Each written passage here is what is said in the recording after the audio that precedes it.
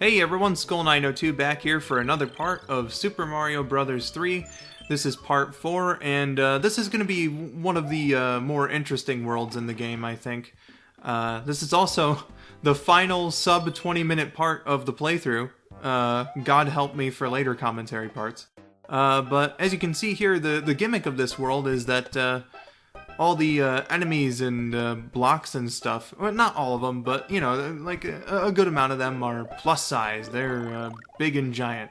They're like 4 times the size they would normally be. And I'm basing that entirely on how many blocks came out of the big one when I smashed it. Like, I remember using the warp whistle to go here when I was a kid, and I always thought this was the coolest world of them all. Just because, like, I don't know, it's the bigger size of the enemies just kind of makes it more fun. Like, for instance, carrying a Koopa shell, I don't know, it just felt more satisfying to, like, break down a block or, like, take out another enemy, when using a giant-ass Koopa shell like that. It's pretty fucking cool. And this applies to a great deal of the enemies in the game as well. You see the Hammer Bro walking around the screen there. For instance, Hammer Bros, when they're giant, they behave like regular old Hammer Bros, except because they're so huge, when they jump and land on the ground after jumping, they'll actually, like, shock the ground and, you know, if you're not in the air, you'll be left immobile for a few moments. So, that's definitely something you gotta watch out for sure. And, again, I just think that this is one of the more interesting, fun worlds in the game.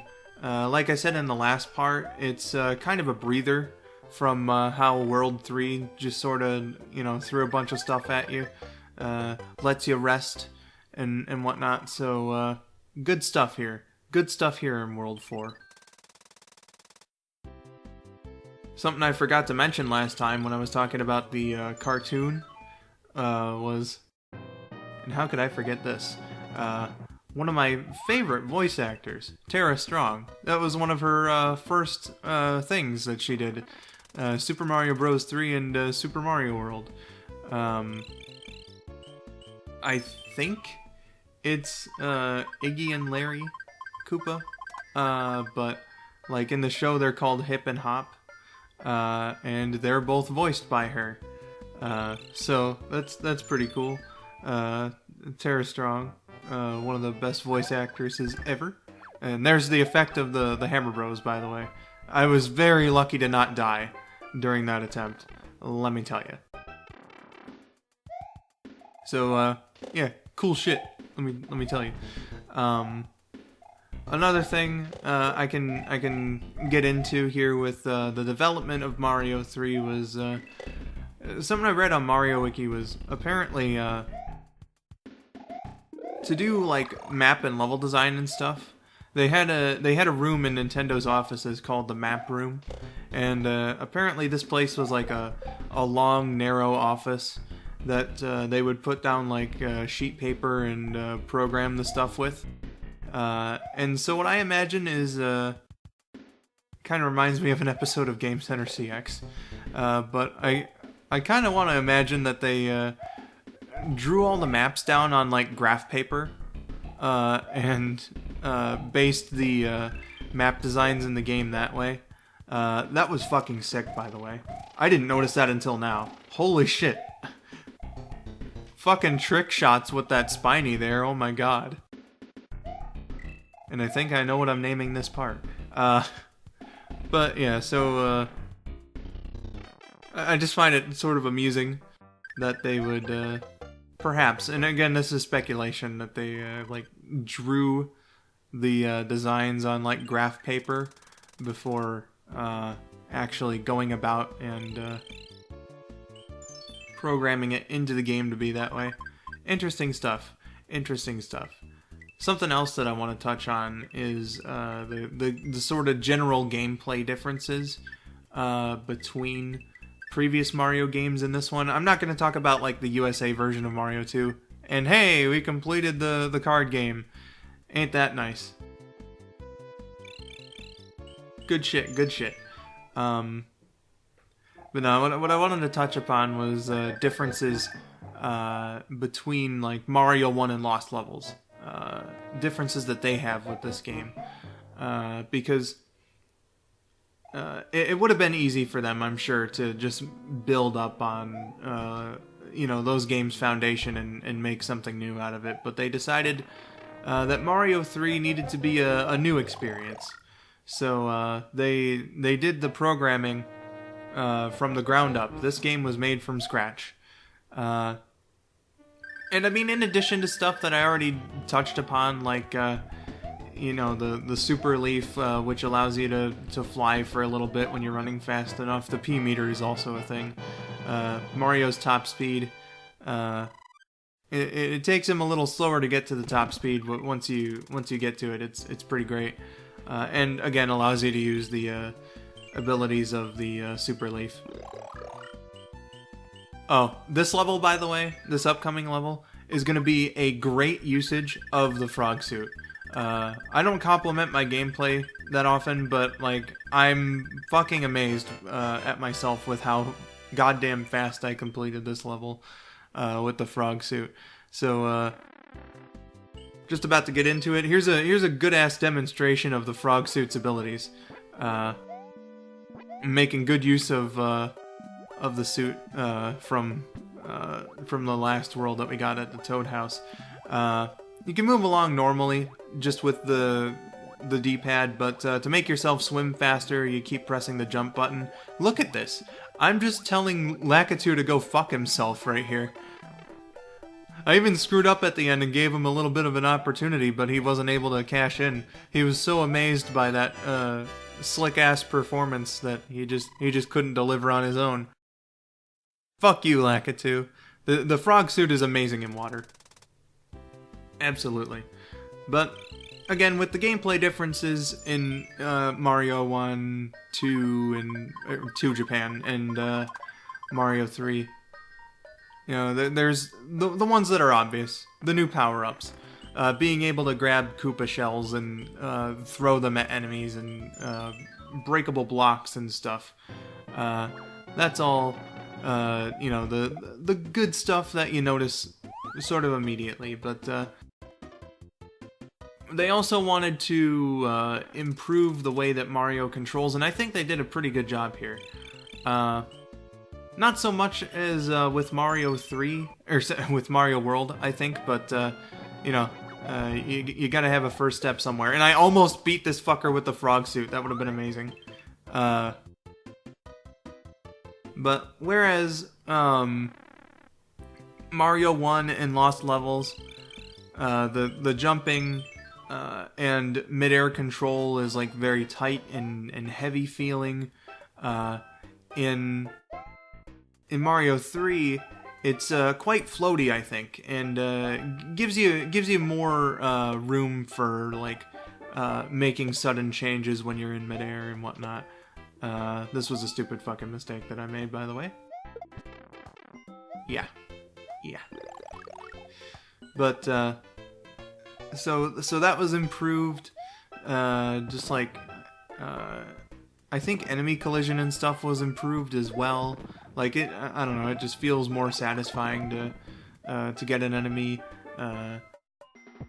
I feel like there are times in Mario 1 and Lost Levels where like I probably should have gotten a hit on an enemy when I really didn't. But in Mario 3, I don't know, like stuff like that almost always feels like it's my fault for not getting that done. And here we see the only appearance, actually, speaking of enemies, of heat-seeking bullet bills. I'm really surprised they didn't bring these guys back a little later on. Would have made World 8 even more challenging than it already is. But there's a lot of stuff from this world specifically that they don't really bring back for the rest of the game. Let me tell you, there's no other world in the game that has quite as many giant enemies as this world does. Speaking of that trope, though, this level is kind of an interesting one because I don't demonstrate it, and I really should have. But you saw, like, in the blocks there, those are doors. And when you go through those doors, it actually changes the sizes of the enemies. And fans have taken to this as being sort of like a prototype concept, or at least perhaps the inspiration for the map Tiny Huge Island from Super Mario 64. I can definitely see it. It's a fun gimmick for this level. That's definitely for sure. That was a stupid hit that I took, but it's to get the star, man. I should probably mention that, actually. I didn't get into this. And, you know, I'll mention something about the card game that I don't think I did either. In the card flip game, like, obviously, you're going to want to flip all the cards, but there is a purpose to it. You know, you've got, like, your 20 coins, your 10 coins, and when you successfully flip those, it'll give you that amount of coins. And then there's the Starman, the Fire Flower, and the Mushroom, and when you flip those over, it'll actually add those to your inventory. Of course, if you have a full inventory, you better make sure that the item that's last in your list is one you're willing to part with. Because I remember a couple times in my streams, there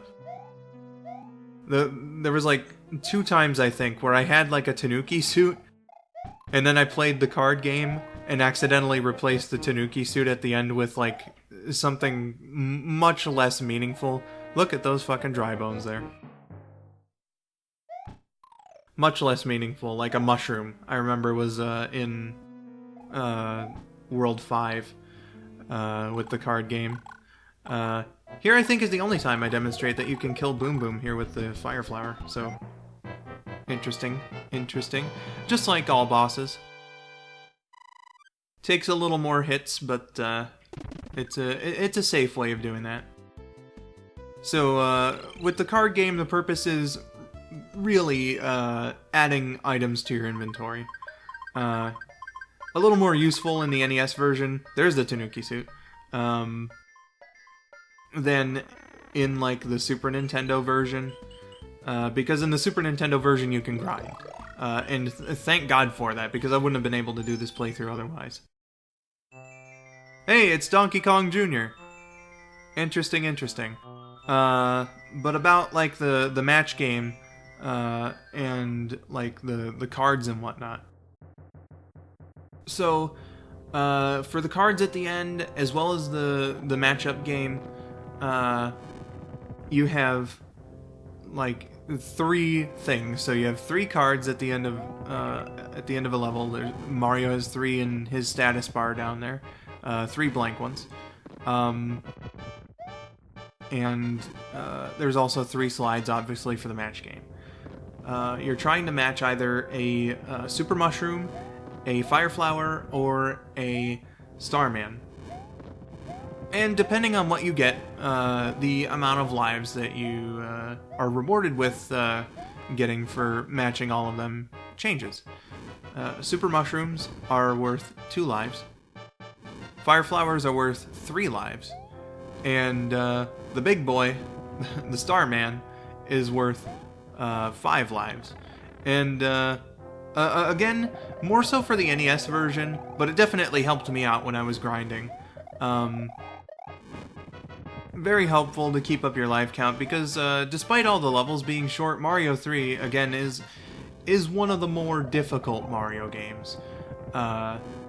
Definitely not Lost Levels difficult. That's in a league all on its own, but for sure, you definitely want to keep your life count up in Mario 3 and have a good amount of items in your inventory. And that's why I fucking love the Super Nintendo version so much, is that you can go back into past worlds and grind, make sure that you can farm some lives, and get some items in your inventory if you need them. And again, because I'm such a shitty gamer, I wouldn't have been able to maintain that otherwise. So thank you, Nintendo, for those changes. Definitely makes the NES version a little bit harder, in my opinion, because it doesn't save. And I'm amazed. This is pretty big for an NES game. But I think that there was actually a shortage on the batteries that allowed you to save games. So they had to be picky-choosy with which ones that they would allow and would not allow. Plus, it was more expensive back then. It didn't really get cost-effective until like late into the Super Nintendo's run to save game data on a battery. But there we go. The king is once again saved. He looks a little derpy, but that's all well and good. I'm going to leave you for now. I have been Skull902. Thank you for watching, and I'll see you guys in part 5. Have a wonderful day.